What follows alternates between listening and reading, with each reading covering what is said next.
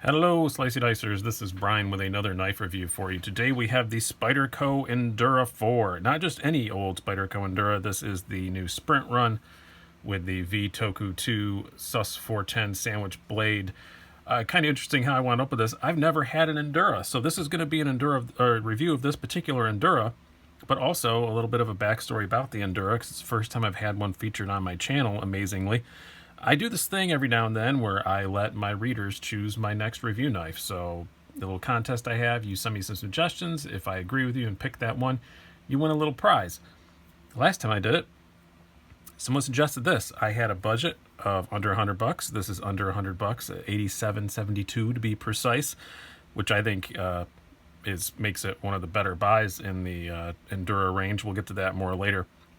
But I chose it because I'd never had handled an Endura, and I really wanted to. I've had for a long time the bird kind of version, Spyderco's more budget line.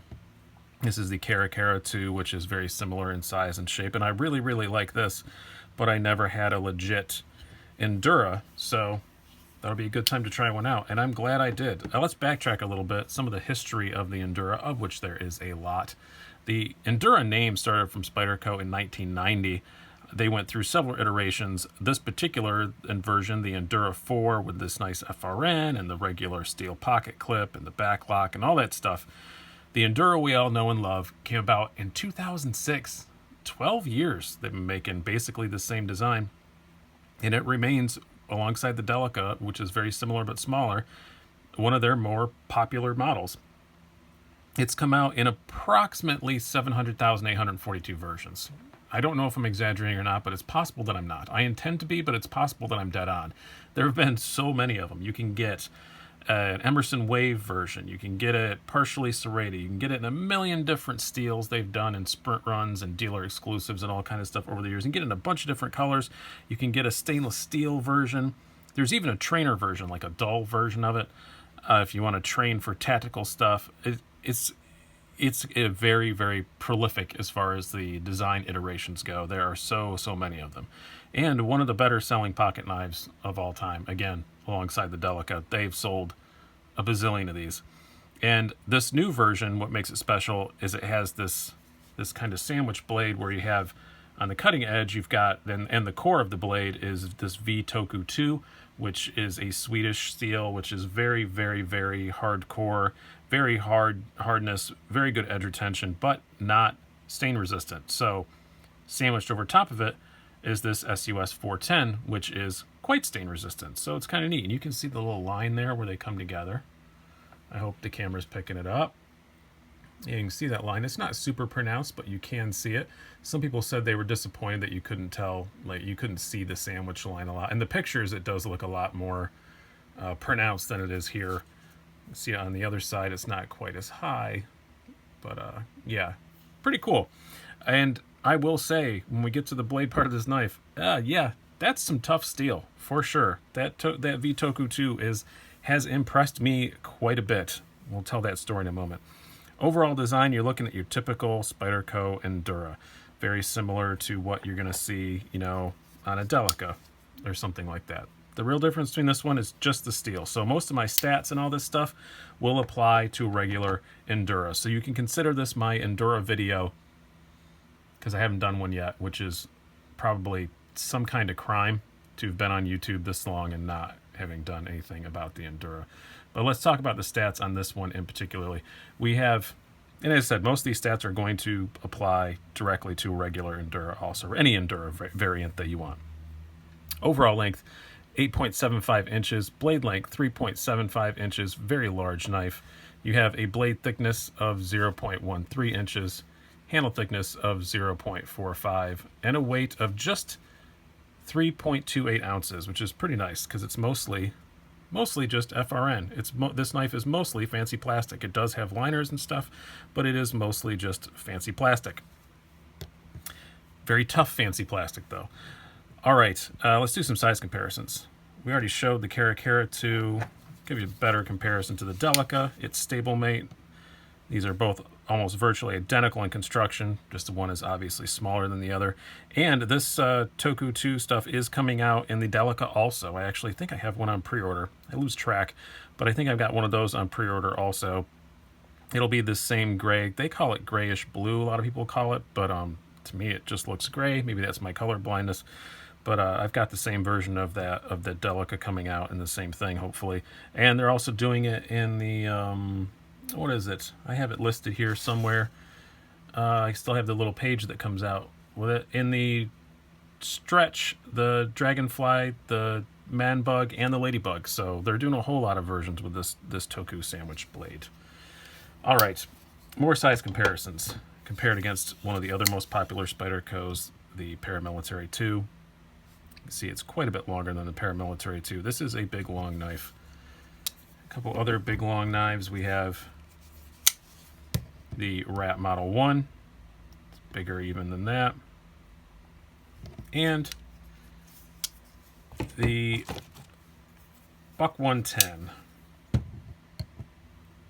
Yeah, it's a little bit longer than a Buck 110 even. Not a whole lot, just a smidge, maybe a skosh longer than the Buck 110. Longer blade for sure though. Okay. Let's talk more about this specific one. As I said, this is your typical Endura design. You have the bidirectional texturing, which works a treat. You've got the usual pocket clip. In some of the pictures I will say on this, it shows a black pocket clip. I would have been disappointed if that's what it came with. It didn't. It comes with this shiny one. So I was happy to see that. I think it looks great. It matches all the hardware and stuff. It looks pretty cool. Spyderco, one of their trademark things, it's nice the pocket clip lands on the logo, so it does, even though it's got this very grippy design, slides in your pocket really easy. Quality is what you'd expect from a Japanese-made Spyderco. It's fine. Center's up great. Action's pretty good for what it is. This is just a back lock. It's not your typical super flicky kind of Spyderco. Don't expect it to be. You can Spidey flick it and all that, but this bigger one makes it a bit easier. Another thing we'll get to in a moment, but yeah, you can take it apart. It is not easy though. I know a lot of people have ranted about it. Nick Shabazz mostly. The back spring does rest in the FRN, and it's under tension when you try and put it back together, and it is a pain in the butt. I have taken this Delica apart once, got it back together perfectly fine, but it was a very sweary affair. Not going to do it again unless I absolutely have to. I'll just use the old compressed air trick and stuff to clean it out and to get lube back in it. I'm not going to take it apart unless I have to. Same can be said for this. As you can see, the usual Spyderco logos. You just got the Spidey there. All these are nicely etched in. The V-Toku2 SUS410 thing. Seki City, Japan. Very well made, and the looks of it are, you know, I don't think it's super pretty, objectively, but we've gotten so used to seeing this design. It's become kind of a classic. So I still like the way it looks. Just like, you know, you look at like a, oh, what's a good example to make another stupid car analogy as I always do? Like a Chevy Corvair. They're not pretty, but you've seen them so much and you've kind of gotten used to them and they kind of grow on you after a while. I kind of feel the same way with this. It looks fine for what it is. It's meant for using design. It's not meant for a looking pretty design. If you want that, Spyderco makes other stuff that looks pretty. All right, let's talk more about the specifics of this particular knife. Let's go into the blade. Yeah, pretty impressive, I have to say. I got this not that long ago. I'm filming this on a Friday. I believe I got it on Monday. Had to do, coincidentally, a lot of work in my bike-related side of my life. This thing has cut a lot of cardboard. I mean, and not like thin little tiny, you know, U.S. Postal Box cardboard, like bike box cardboard. It's been hacking at this stuff all week, and it is still, I have not touched it. I swear, I haven't stropped it or anything. And it's still just totally razor sharp. Very, very, very impressive. I'm quite impressed with the edge retention on this stuff. Now, yeah, as I said, that edge there is not going to be particularly stain resistant. I did use some of this stuff. I'm going to have to do a video on this stuff too. This Aegis Solutions formula stuff on it, just to be sure. This stuff is great, by the way. If you have blades that aren't stainless, it's an awesome protectant and you never even know that it's there. I did put that on it just to be safe. But most of the blade is covered with this SUS410, which is very stain resistant, so it shouldn't cause a problem. The blade shape on it, it's your typical Spyderco. I got it about 21 thousandths behind the edge. As I said, what is it? 0.13 inch blade stock. Very slicey. Works great. I do have some stuff that's maybe a bit slicier, but this is pretty darn good. And when you're cutting big, long, these are 60-inch boxes that I'm having to cut up. It's nice to have a longer blade, because making that long of a cut, you're not going to hold it in the exact same spot. It's going to wander a bit. So it's nice. I'm using my hand motion off screen where you can't see it. The blade's going to wander a bit as you're going along. Just human nature. Nobody holds their hand perfectly the same. So it's nice to have all this blade length for that. Worked really, really, really awesome. And so well that I'm kind of thinking, I don't care if it's a sprint run. I'm going to use the damn thing when I have to go hack at big boxes, because it works great. Obviously, another aspect of being able to do long cuts like that, ergonomics. Really good. I mean, just like the Delica is. You got this bit of jimping up here you can hold on to. This bidirectional FRN always works so well. Your hand is just totally locked in with this thing. It ain't going nowhere. Doesn't matter how much you're sweating or anything. It's going to work great. Love it for that respect, too. Carry, it's fine. I mean, it sticks up a bit. You have that lanyard hole. It sticks up a lot, actually. But, this is a working knife, so I'm not going to give it as much crap as I usually would for that. And it's an Endura 4, so if you want, it's a standard Spyderco clip. If you want to get a deep carry clip, there are choices galore. You can find something that you will like. Really hard to find something shiny like this unless you're wanting to wait, though. But if you want to get a nice titanium deep carry clip, no problem. You can probably even find them that are still going to hit that logo just like this, so not bad at all. Now the action, as I said, same thing I'd say about the Delica. This is a bit easier to flick open than the Delica, I think, just because the blade is so big. Once you get it going, it kind of comes out. So you can Spidey flick it. It takes a lot of wrist. It's not going to be a fiddleable knife. I said this is only a few days old, but I have used it a lot. It's already starting to drop pretty well.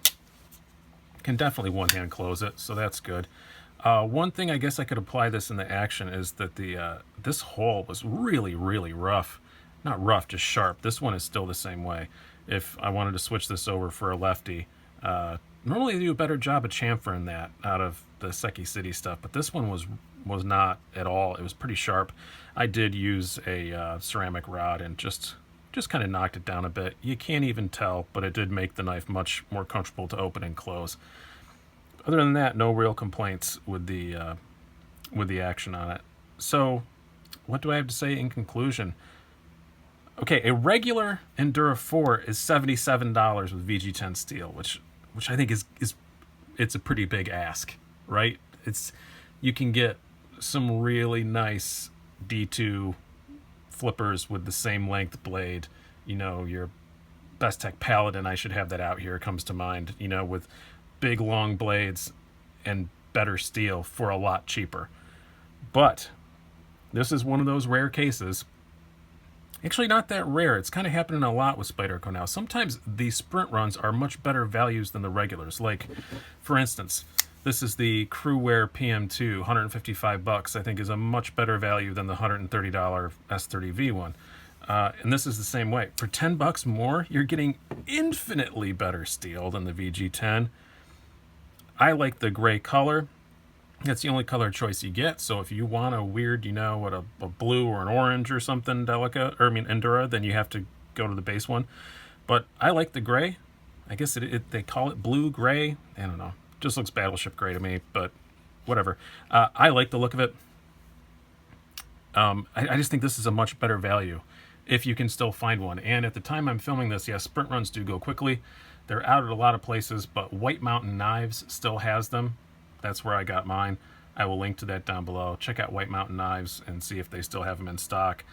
And as I said, if this one is too big for you, it's coming out very soon in the Delica and several other, basically all of the FRN model Spydercos are coming out with this same blade steel combination, which I think is really, really, really cool. It's a great steel. It is super tough. I'm extremely impressed with it. When it does come time to sharpen it, we shall see how difficult it is to strap up or anything like that. I imagine it is not going to be a peach, but I know guys that can sharpen stuff. And as I always say with super hard steels, if you keep them stropped and you keep them sharp, they're fine. It's when you let them get really dull that they become difficult, when you're having to, really put a profile back on the edge or something like that. That's when they get difficult. If you keep them strapped, keep them sharp, they're not difficult to deal with at all. So we'll see if that holds true for this V-Toku2, but I'm going to keep this one around for a while probably. It's just like I said, great for just hacking at cardboard and stuff like that. For big jobs, I really like it. And it's super light in the pocket, especially summertime right now. I'm out working in my garage in shorts and stuff. This is great. Doesn't weigh me down as much as my other big slicey knives. Very, very cool. So glad I finally got a chance to review an Endura. Hope you guys have enjoyed this. I've been Brian. Have a good one.